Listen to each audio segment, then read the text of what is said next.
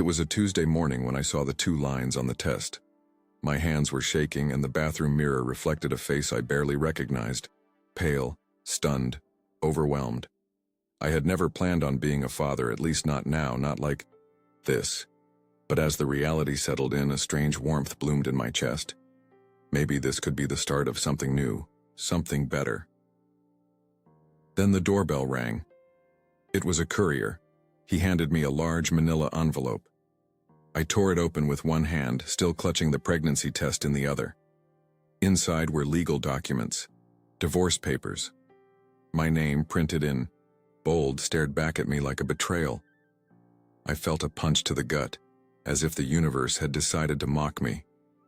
In one hand, the beginning of a life. In the other, the end of the life I thought I was building. I sat down in the living room armchair, the one we bought together at the furniture store on Michigan Avenue after saving for 6 months. It was a comfortable brown leather armchair, where we used to watch primetime dramas after dinner. Now I felt like a stranger in it. "Ryan?" It was my friend Mark on the phone. "You've been MIA, man. Everything okay?"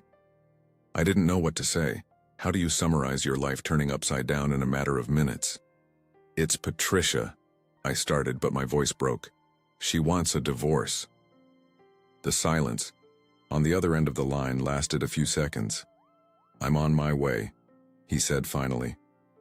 When Mark arrived, he found me still sitting in the same position, the papers scattered on the coffee table, and the pregnancy test in my hand.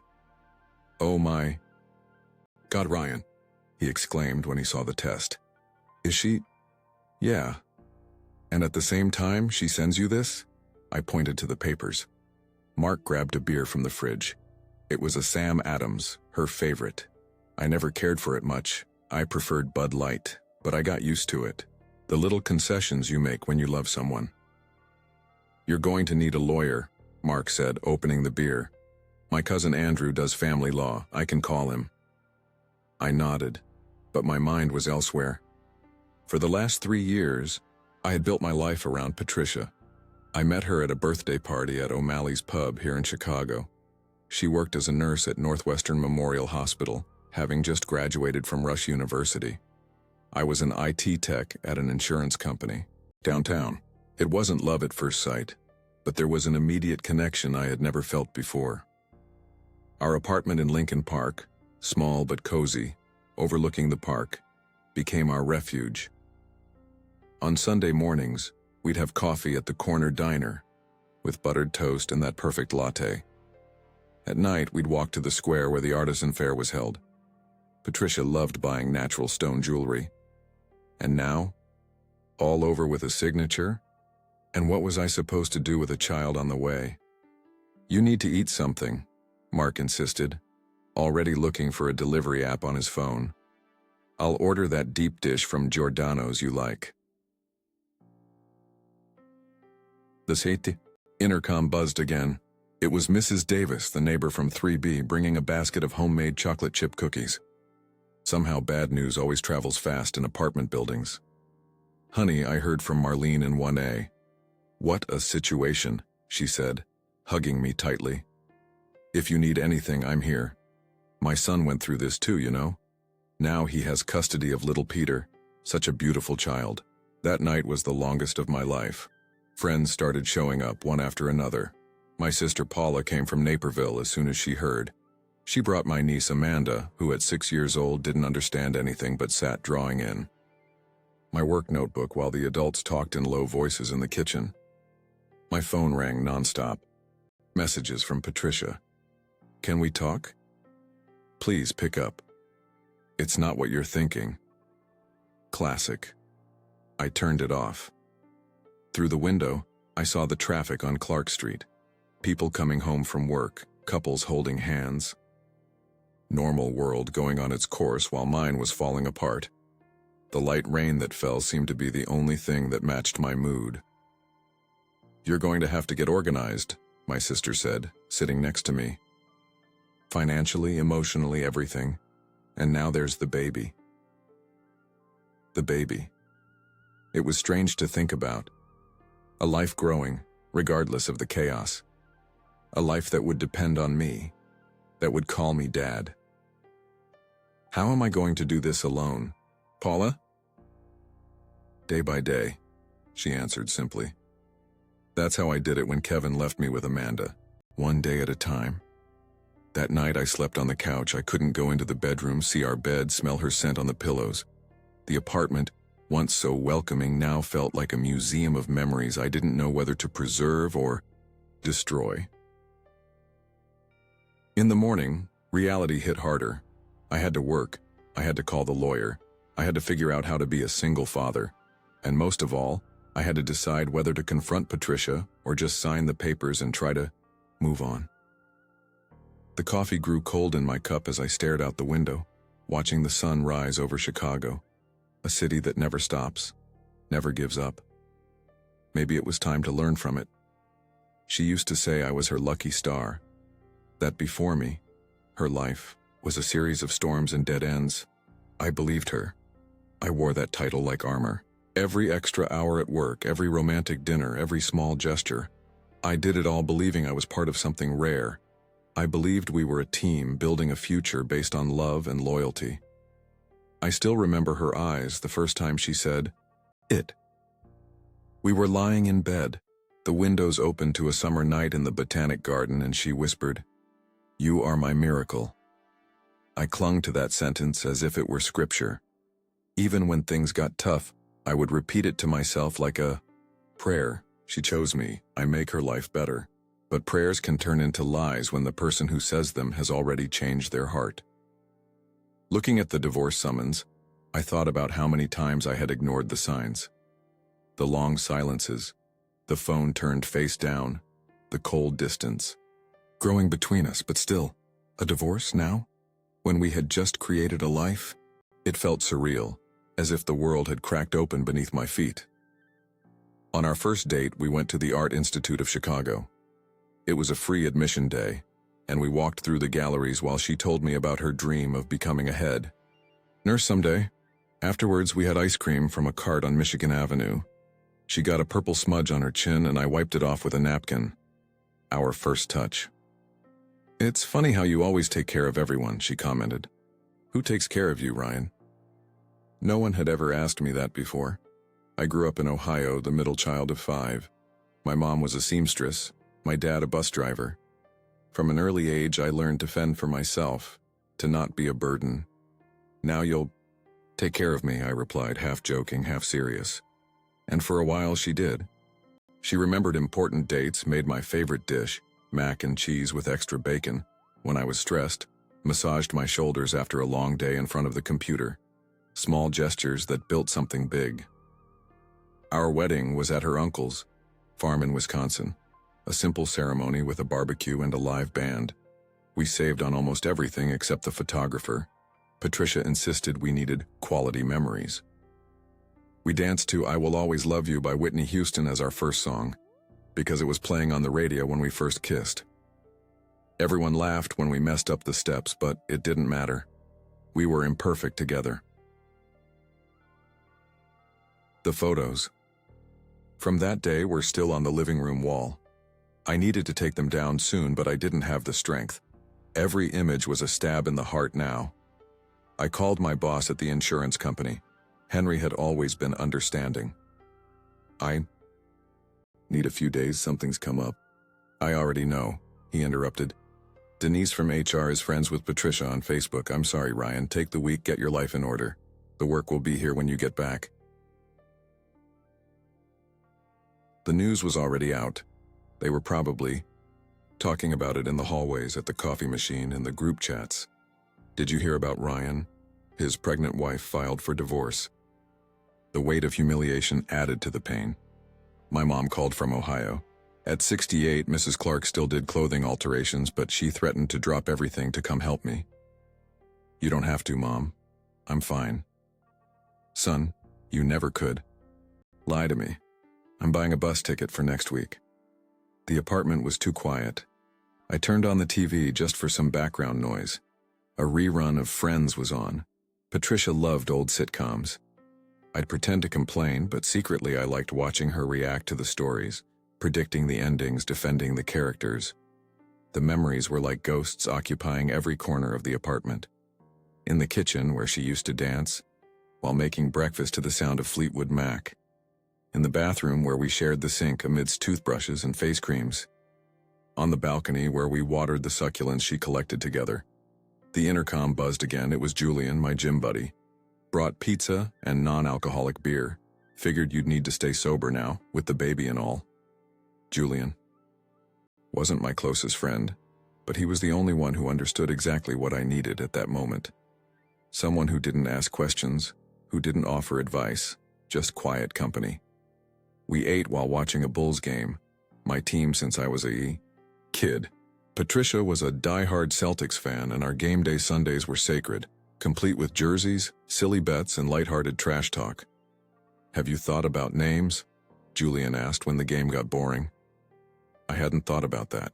Yet a name. Something that would last forever, that would define a person. "If it's a boy, maybe Michael," I answered, thinking of my grandfather. "If it's a girl, I don't know." "How about Victoria?" he suggested. "Because it'll be your personal victory, you know." I smiled for the first time in days. Victoria. It had a beautiful meaning. At night, alone again, I looked at Patricia's messages. There were over 30. The last one said, "Please, Ryan, we need to talk about the baby." The baby, our baby, the only thing that still connected us. I replied simply, "Tomorrow, Clara's Cafe, 10 a.m. Clara's Cafe was halfway between our apartment and the hospital where she worked. It was where we celebrated her 30th birthday, where we made plans for the future, where she told me about her promotion to supervising nurse.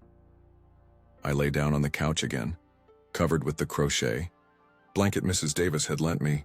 On TV, a diaper commercial. Life had a cruel sense of humor sometimes. I picked up the pregnancy test that was still on the table, those 2 blue lines that had changed everything. For a fleeting moment, before the doorbell rang, before the divorce. Papers, I had imagined what it would be like to tell her the news. I had pictured her smile, her tears of joy, our tight embrace. Reality had been quite different. And now I had to accept that our love story had ended exactly when a new chapter should have been starting. I fell asleep thinking about the coffee meeting tomorrow, about what I would say, what I would hear. And for the first time I thought more about the future with my child than the past with her. I found out who he was 2 days later. A mutual friend, if you can even call him that. The kind of guy who laughed too loud, drank too much, and looked at every woman like she was prey. I never liked him, and neither did she, at least that's what she always said. Turns out she liked him enough to destroy everything we had. The coffee with Patricia was tense. She arrived late, as always. Some habits never change, even when everything changes. I chose a table in the back of Clara's Cafe, away from the windows. I didn't want to be seen, didn't want to explain, didn't want looks of pity.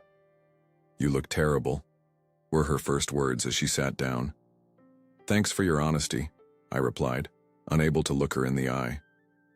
I ordered a black coffee. She an orange juice. I remembered that pregnant women should avoid caffeine. It was strange how I was already thinking like a father, while she seemed oblivious to the life growing inside her. "Ryan, I know you must hate me right now." "I didn't come here to talk about us." I cut her off.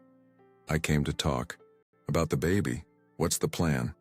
She seemed surprised by my directness. Maybe she expected tears, please, a chance to explain. But I had already passed that stage in the middle of the night, alone on the couch. "I'm 11 weeks along," she said, fiddling with the rim of her glass. "I had an ultrasound yesterday." "And you're sure it's mine?" The words came out harsher than I intended. Her face flushed with anger. "Of course it's yours. How can you ask that?" "Because apparently, you've been with someone else. With Grant." His name came out like venom from my mouth. Grant Miller, a civil engineer we met at her company's New Year's party. Tall, tanned, with that kind of confidence that comes from a silver spoon. The son of a famous surgeon, always with stories about international trips and expensive restaurants. Her silence was answer enough. "How did you find out?" she finally asked, looking at her hands. "Does it matter?" I replied. But the truth was, it mattered to me. Jessica showed me the pictures. You two at his birthday party at the Green Mill. You weren't very discreet. Jessica was a nurse tech, worked at the same hospital as Patricia. We were always cordial but never close. She had shown up at my work the day before, asked to talk.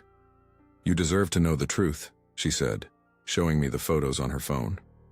This has been going on for months. Everyone at the hospital is talking about it.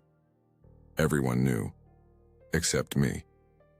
It wasn't planned, Patricia tried to explain. It just happened. He understands me in a way that I don't, I completed. Please spare me the cliches. The waitress brought our orders. I recognized her. She was the same one who served us on Sunday mornings when we came for breakfast after our run in the park. She shot me a sympathetic look, another one who knew. What do you want to do about the baby? I insisted, getting back to the main point. I want to have it, of course, she replied, seeming offended by the insinuation. And I want us to co-parent. We can be civil. Lots of separated couples raise kids well. Separated couples. The reality of those words hit me like a punch. We were a statistic now, another broken couple, another child who would grow up between two homes. And Grant? What's his role in all this? She looked away. We're not together anymore. That caught me by surprise. What? When he found out about the pregnancy, he said he wasn't ready to be a father. Said I should take care of it. A bitter laugh escaped my throat. So he dumped you, and now you want to come back to safety? To good old Ryan, who was always there? That's not it. She raised her voice, drawing glances from nearby tables. She lowered her tone immediately. That's not it. I made a mistake. I got carried away, but that doesn't mean what we had wasn't real. I saw pictures, them together at some bar. Her hand on his chest, his mouth way too close to her ear. I felt sick, not because of the intimacy, but because of the choice. Of all people, she chose him. Someone who had no respect for relationships, who mocked our marriage behind our backs. It wasn't just betrayal. It was humiliation. I asked her why, not with anger but with broken honesty. Her answer? He made me feel alive. Alive. As if everything we built together was some kind of slow death. As if the man who held her hair, back when she was sick, who worked overtime to pay for her dreams, somehow made her feel less. That single sentence hurt more than the papers ever could. Have you decided about the divorce? I asked, changing the subject. I thought we could try again. For the baby. It was exactly what I was afraid of hearing. The idea that our child would be glue for a broken relationship, a patch on something beyond repair. No, Patricia, we're not using a child as an excuse. I'm going to sign the divorce papers. I'm going to take my responsibilities as a father. I will love this child with everything I have. But we are over. Tears started streaming down her face. Those tears that used to break my heart, that made me want to fix the world for her. Now they just made me tired. You still love me, she said, not as a question, but as a statement. Does it matter? I replied, repeating my earlier question. I paid the bill and left, leaving her sitting there alone. The autumn sun in Chicago was surprisingly strong. I walked to Millennium Park, needing space, air. I sat on a bench facing the lake, watching the ducks, the family strolling, the kids running. My phone vibrated. A message from an unknown number. This is Grant. We need to talk about Patricia. The audacity. I blocked the number immediately. Another message from my friend Mark. So how'd it go? I didn't reply. There were no words to describe how I felt. Empty, maybe. Or too full of contradictory emotions. A gentleman sat next to me on the bench. He must have been in his 70s, white hair, wearing a straw hat. He took a small bag of bread out of his pocket and started feeding the ducks. Beautiful day, isn't it? He commented without looking at me. Yes, I answered automatically. "You know, son, I've been coming here every day for 15 years since my wife passed. It was her favorite place." I didn't respond, but he continued anyway. "At first I came because it hurt. Now I come because it comforts me. It's funny how things change with time." I looked at him, surprised by the casual wisdom. "How long does it take," I asked, "for the pain to go away?" He smiled, throwing another piece of bread. "It doesn't. You just learn to build a life around it. And one day, you realize you've built something beautiful." I thanked the man and got up. I had a lot to do. Find a lawyer, organize my finances, think about how to rearrange the apartment for the baby's arrival. The pain wouldn't go away, but I could build something around it, something for my child. On the way back, I passed a bookstore. In the window, a book on single fatherhood. I went in and bought it. It would be the first of many steps. I had to force myself to get up each day. I couldn't afford to fall apart. There was a child on the way. My child. Suddenly, every beat of my heart wasn't just mine anymore. I spoke to the baby when I was alone, told her about the world, promised it would be better than the chaos that created it. The doctor's appointments became my therapy. I watched the screen as that little shape grew week by week. I learned what to expect, what to buy, how to prepare. Alone in the waiting rooms, I saw couples holding hands and my chest ached. But then I'd remember I wasn't doing this for her, I was doing it for my child. After the meeting at Clara's cafe, Patricia and I established a temporary truce. She would text me after each appointment, share the test results, and we would discuss important decisions together. In practice, this meant short, formal messages, like work reports. Appointment today at 3 p.m., all normal, heart rate at 150 BPM. My mom arrived from Ohio as promised. Mrs. Clark took over the apartment in a matter of hours, cleaning, organizing, cooking. She didn't ask questions about Patricia, didn't offer unsolicited advice. She was just there, a constant, comforting presence. "Let's set up the baby's room," she said one morning after breakfast.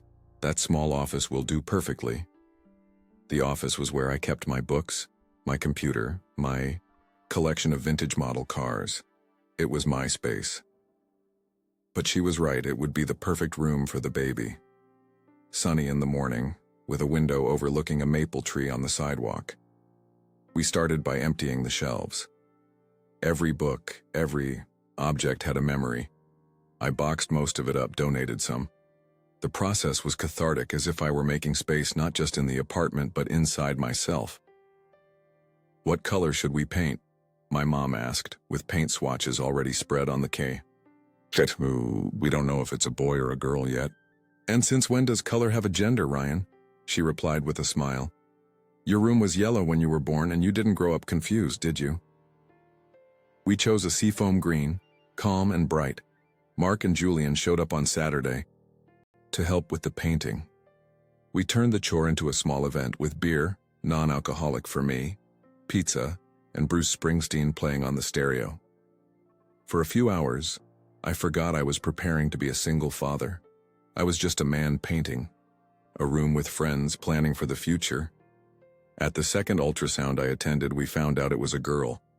Patricia cried. I just smiled, remembering Julian's suggestion.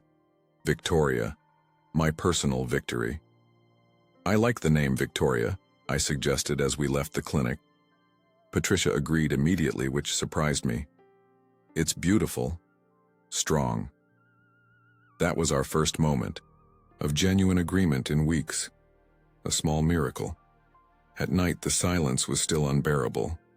Sometimes I'd find myself scrolling through old messages, trying to pinpoint the moment everything changed. Other times I'd talk out loud to the baby, hoping she could somehow hear me through skin and bone. I wasn't just mourning a lost love. I was trying to become strong enough to replace it with something purer, unconditional love for my child. At work, Henry offered me flexibility. I could work from home a few days, rearrange my schedule to attend appointments. "You know, Ryan, I have 3 kids," he commented during a coffee break. It's the hardest and most rewarding thing I've ever done, and I did it with my wife's help. You're doing this alone. That commands respect." The word respect stayed with me. For years I had sought Patricia's love, her approval, her happiness. I had never considered that what I really deserved was respect. From her, from others, from myself. I started attending a support group for single parents at the Chicago Cultural Center. Most were mothers, facing different but equally challenging battles. At first I felt out of place, the only man in a room full of women discussing breastfeeding, maternity leave, postpartum depression. "You're brave for being here," said Martha, a social worker who led the group. "Most men don't seek help." Slowly I found my place there. I began to understand that my worries, how to bathe a newborn, how to soothe a crying baby at 3 in the morning, how to assemble a crib by myself, were valid and shared. The group became an unexpected support network. At home, I turned the baby's room into an obsessive project. Every detail mattered. The position of the crib, away from the window to avoid drafts, the nursing chair, which I would use for bottle feeding, the blackout curtains for afternoon naps. I read all the books, watched all the videos, attended all the online workshops. It was like studying for the most important exam of my life. My sister Paula came regularly from Naperville, bringing bags of hand-me-down clothes from my niece. "Babies grow too fast, it's not worth buying everything new," she explained as we organized tiny onesies by size. One evening I found her crying in the baby's room, sitting in the rocking chair. "What's wrong?" I asked, concerned. "Nothing. It's silly." She wiped her tears. "I was just remembering when Amanda was born. How hard it was, how sure I was that I couldn't do it alone. And look at her now, a beautiful, smart, happy girl. And look at you," I added, "an amazing mother." "You're going to be an amazing father, Ryan." She held my hand. "I'm sure of it." In the 3rd trimester, things got more intense. The apartment was ready, the clothes washed and folded, the furniture assembled. But I wasn't ready. Fear consumed me in the early morning hours. What if I wasn't enough? What if I made mistakes? What if Victoria grew up resentful for not having a normal family? I shared these concerns with Dr. Evans, the obstetrician Patricia was seeing. He was a man of few words but great wisdom. "All parents are scared, Ryan," he said, taking off his glasses. "All of them. The ones who say they aren't are either lying or don't care enough. Fear is proof that you're already a good father." 1. Saturday morning I received an unexpected message from Grant. He had gotten a new number. "We need to talk about Patricia and the baby, it's important." I blocked it again, feeling the familiar anger rise in my throat. Who did he think he was, to want to discuss my daughter? A few days later I ran into Patricia at the grocery store, an uncomfortable coincidence. She was huge, with that glow pregnant women are said to have. Our encounter was brief and awkward, like ex-lovers who no longer know how to be friends but are forever linked. "You look good," she commented, as I put her heavy groceries in her car. "You too," I replied, and for the first time in months, it was true. I was good. Not whole, not healed, but good. I was becoming a father, and that was enough for now. At the last appointment before the birth, Dr. Evans asked the question I had been avoiding. "Who will be in the delivery room?" Patricia looked at me expectant. The hospital protocol allowed only one support person. "You should be there," she said, surprising me. "You've prepared more than anyone. It's your right to see your daughter being born." I nodded, unable to find the words to express the mix of gratitude and discomfort I felt. Seeing Victoria born would mean being by Patricia's side at her most vulnerable, most intimate moment. It would mean pretending for a few hours that we were a family. But it would also mean being the first face my daughter would see in this world. "I'll be there," I finally replied. Weeks before the birth, she reached out. A long text message full of apologies with, "I didn't know and I made a mistake." She said things with trembling words, that he wasn't who she thought he was, that he hurt her, that she missed the life we had, that maybe, just maybe, we could try again for the baby. It was a Sunday afternoon when the message arrived. I was at Lincoln Park with Mark and his 5-year-old daughter Alice. We were watching a kite festival, and the Chicago sky was dotted with colors and shapes, a rare spectacle in a generally gray city. My phone buzzed in my pocket. Normally I would ignore it, but with the birth approaching, I checked every notification. "Ryan, I need to tell you some things."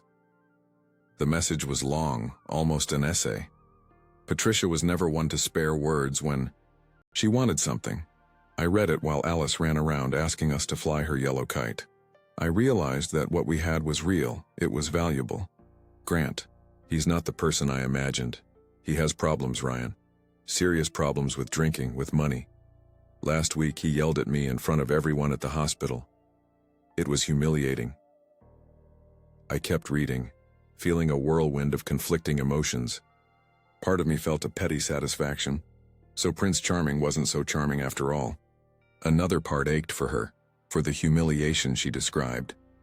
And a third, darker part was suspicious of every word. With the baby coming, I've been thinking a lot about family, about stability, about the kind of father you'll be. Attentive, present, loving. The kind of father he would never be. Maybe we were hasty with the divorce. Maybe, for Victoria's sake, we should reconsider. "Everything okay, man?" Mark asked, noticing my expression. "You look like you've seen a ghost." "It's Patricia," I replied, showing him my phone. "She wants to get back together." Mark whistled softly. He knew the whole story, had seen the damage the end of the marriage had done to me. "And what are you gonna do?" Good question, what would I do? A few months ago, I would have given anything to hear those words.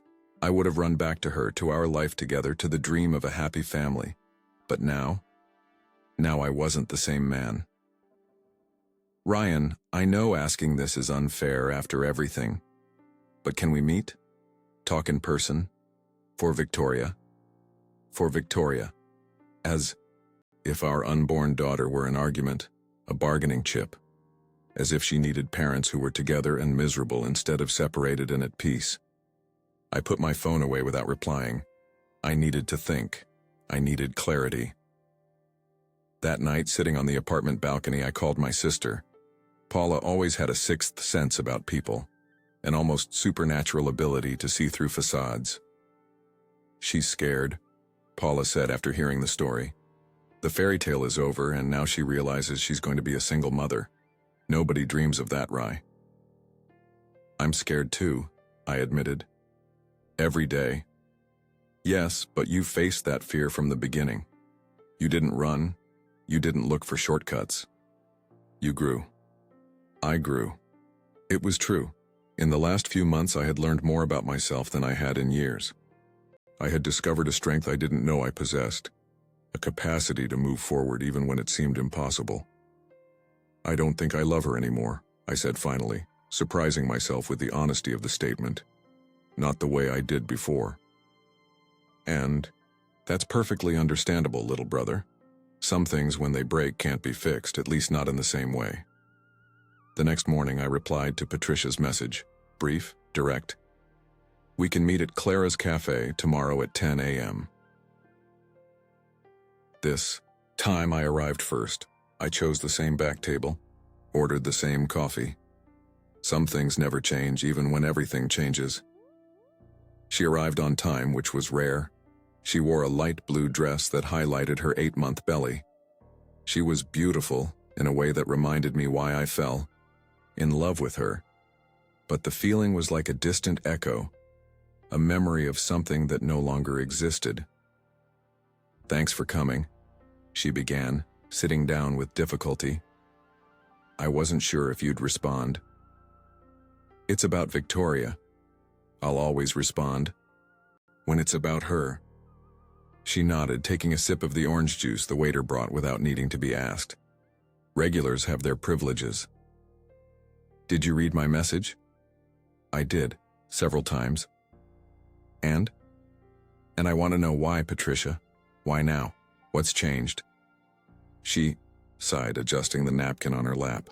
Everything's changed, I've changed.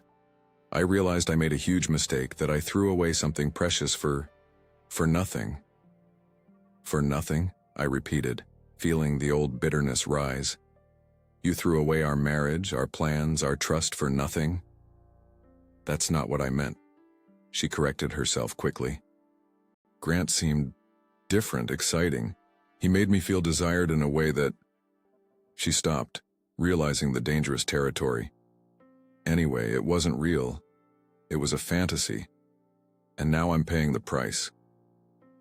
I stared at my coffee, letting the silence stretch. Outside, Chicago continued its frantic pace, oblivious to the little drama unfolding at that coffee table. What did he do? I finally asked. You mentioned he hurt you. Her face hardened. He has issues with drinking, with control. He got furious when I insisted he needed to take responsibility for the baby. He said things, horrible things, that I set him up, that the baby probably isn't even his. And it isn't, I pointed out the obvious. Exactly, she exclaimed, frustrated. But he knew about the pregnancy from the beginning. He said he'd support me, that we'd find a solution. Then, when I told my parents, when it got real, he completely changed. Parents. I didn't even know she had told them. The Millers had always treated me like a son. I imagined their disappointment, their confusion. I'm sorry you went through that, I said sincerely. No one deserves to be treated like that. She took my hand across the table, an intimate gesture that made me uncomfortable. You would never treat me like that. You're a good man, Ryan, the best I've ever known, and I threw it all away for nothing. I gently pulled my hand back. I'm not here to be your safe harbor, Patricia. Not anymore. Her eyes filled with tears. Then why did you come? To tell you in person, the divorce is proceeding as planned. We will be Victoria's parents. We will give her all the love and stability we can. But we will not be a couple again. The tears flowed freely now. Is it because of what I did? Is this some kind of revenge? I shook my head, feeling a surprising calm. It's not revenge. It's self-preservation. It's self-respect. I still love you, she whispered, her voice broken. I looked at her, at the woman who knew every corner of my being, every dream, every fear. The woman who had been my entire world. And I felt compassion. Not love, not hate, just compassion. I loved you with everything I had, Patricia, and look where it got me. I paid the bill and stood up. Before leaving, I added, I'll be in the delivery room as we agreed. For Victoria, not for us. On the sidewalk, I took a deep breath of the city air. I felt light, as if I had left a weight behind at that coffee table. The weight of waiting for her to come back. The weight of imagining reconciliations. The weight of a past that couldn't be rewritten. I walked to the Lurie Garden, a small green oasis in the heart of the city. I sat on a bench watching the people, executives in a hurry, students chatting, tourists taking pictures, everyone moving forward, one step at a time. My phone buzzed. Again. A message from Patricia. I understand. I respect your decision. Thank you for being direct. I replied with a simple thank you and turned off my phone. That chapter was closed, and I felt, for the first time, that I was truly ready for the next one, being Victoria's father. That night, I wrote a letter to my unborn daughter. I told her about how I found out she was coming into the world, about the transformation she had already caused in my life, about the immense love I already felt. I didn't mention the pain, the betrayal, the end of the marriage. Those were stories for another time when she was older, if she ever needed to know. I put the letter in the dresser drawer in the baby's room. One day, maybe, she would understand how her simple existence had saved me from the darkness. The day my daughter was born, the world was renewed. When I held her in my arms, tiny, crying, perfect, I felt everything that was broken in me begin to heal. No paper, no betrayal, no bitter word could touch what I felt in that moment. I was whole again, because she was whole. The call came at 4:23 a.m. Patricia's voice was tense, controlled. It started. I'm on my way to the hospital. I jumped out of bed, already dressed. I had been sleeping in my clothes for the past few weeks, prepared for this moment. The baby bag had been packed for months, checked and rechecked daily. The route to Prentice Women's Hospital memorized. The cab arrived in 5 minutes, a stroke of luck in Chicago, even in the dead of night. The driver, a gray-haired gentleman, smiled when he heard the destination. First kid? Daughter, I corrected, feeling the weight of the word. Daughter.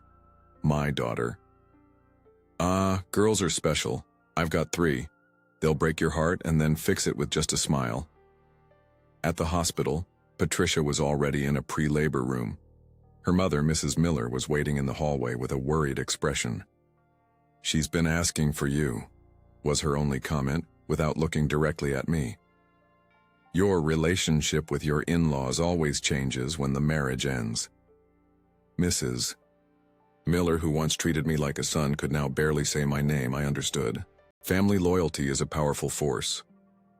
Inside the room, Patricia was lying down, connected to monitors, her face contorted in pain. It started an hour ago, she explained between short breaths. Contractions are 6 minutes apart. I nodded, positioning myself beside the bed. I didn't know exactly what my role was here. Husband? Not anymore. Friend? Not yet. Just the father of the child about to be born? It seemed so small for something so monumental. Dr. Evans arrived shortly after with his characteristic calm. Looks like little Victoria decided it was time, he commented, examining the monitors. We're still in the early stages. It's going to be a long morning. It was. The hours dragged on in a confusing mix of pain, waiting, and anticipation. Patricia alternated between periods of tense silence and moments of extreme vulnerability, when she would grip my hand tightly during contractions. I offered ice chips, helped with the breathing techniques we learned in the birthing classes, tried to be useful in some way. In a particularly intense moment, she looked at me with teary eyes. Thank you for being here. I know you didn't have to. I wanted to be, I replied sincerely. For her. For me too. At 1:47 p.m., after almost 10 hours of labor, she was fully dilated. It was time. The birth itself was a blur of emotions and sensations so intense I can hardly describe them. Now, I remember Patricia's face red with effort and determination. I remember Dr. Evans's calm instructions. I remember holding her hand, murmuring words of encouragement that I'm not even sure made sense. And then, the cry. That first sound, fragile, yet so powerful that changed everything. She's a beautiful girl, Dr. Evans announced, holding up a tiny being covered in blood and vernix. Dad, want to cut the cord? My hands trembled as I held the surgical scissors. One cut and she was officially in the world. Separate, independent, her own person. When they placed her on my chest, skin to skin as they had recommended in the prep classes, something expanded inside me. A love so big it hurt, that couldn't fit in my body, that overflowed from my eyes in silent tears. I whispered promises in her ear, that I would never lie to her, that she would never feel abandoned, that no matter what storm came I would be her shelter. The pain of the past didn't disappear, but it became a shadow behind the light of her tiny beating heart. She's perfect, Patricia said, watching us from the bed, exhausted, but radiant. Yes, she is, I agreed, bringing Victoria closer so her mother could see her better. For a moment it was just the 3 of us in the world, not a separated couple, not ex-lovers with grudges and resentment. Just two human beings marveling at the little life they created together. The following hours were a whirlwind of exams, procedures, visitors. My mother arrived from Ohio, bringing a suitcase full of handmade clothes for her granddaughter. Paula came with her whole family, filling the room with pink balloons. Mark and Julian showed up with a teddy bear almost bigger than the crib. Even Mrs. Davis, the neighbor, stopped by quickly with a protective charm she swore she had specially blessed for Victoria. Amidst the chaos, I found a moment to be alone with my daughter. The hospital had a small, quiet interfaith chapel, empty at that hour. I sat in the back pew with Victoria sleeping in my arms, her little body nestled against my chest. "So it's you," I whispered, studying her perfect little face. "The person who's going to teach me how to be a dad. I hope I'm up to the challenge." She opened her eyes for an instant, dark, mysterious eyes that hadn't yet settled on their final color. She seemed to look at me with an ancient wisdom, as if she had known me for a long time. "We'll figure it out together, right?" I continued. "I'll teach you what I know about the world, and you'll teach me, well, everything else." When I returned to the room, Patricia was alone, the visitors having temporarily left. She looked smaller in the hospital bed, vulnerable in a way she rarely let others see. "You're going to be a wonderful father," she said, as I placed Victoria in the bassinet beside the bed. "You already are." "We'll do the best we can, each in our own way," I replied. "She deserves that." In the middle of the night, when everyone had gone and only parents could stay, I watched Patricia breastfeeding our daughter. There was an intimacy in that act that made me feel simultaneously like an intruder and part of something sacred. Silently, I left the room to let them have that moment to themselves. In the hallway, I found Dr. Evans finishing his nightly rounds. "How are you feeling, Dad?" he asked with a tired smile. "Transformed," I answered without thinking. "Completely transformed." He nodded as if he understood perfectly. Kids have that power. They reinvent us. 3 days later, we took Victoria home. Not to our old, shared apartment, but to my apartment, now ours, hers, and mine. Patricia would stay at her parents' house during her recovery, and we had established a visitation system for the first few weeks. Crossing the threshold with Victoria in my arms was a solemn moment. I introduced her to each room, speaking as if she could understand. "This is our home. Here you will grow, take your first steps, build your first memories." The room I had prepared with such care finally had its occupant. I placed her gently in the crib, watching how tiny she looked amidst the star-patterned sheets. The rocking chair beside it would be my home for the next few nights, I knew. The midnights would be long, the challenges countless, and I couldn't wait for every minute of it. In the days and weeks that followed, I discovered a new routine. The world was now divided into 3-hour intervals, the time between feedings. I learned to change diapers with one hand, to differentiate the various types of cries, to sleep in 20-minute power naps when possible. My mother stayed for a month, an invaluable presence in the chaotic early days. When she left the freezer full of pre-made meals and a heart full of advice. "Trust yourself, son. You know your daughter better than any book or app." Patricia and I found a surprisingly functional rhythm. On the days Victoria was with me, she would call just to check in without meddling. On the days the baby was with her, I did the same. It was a careful dance of mutual respect that, while imperfect, worked for the three of us.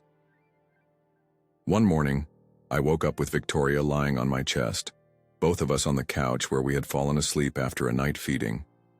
The sun streamed through the gaps in the curtains, creating golden patterns on her serene little face.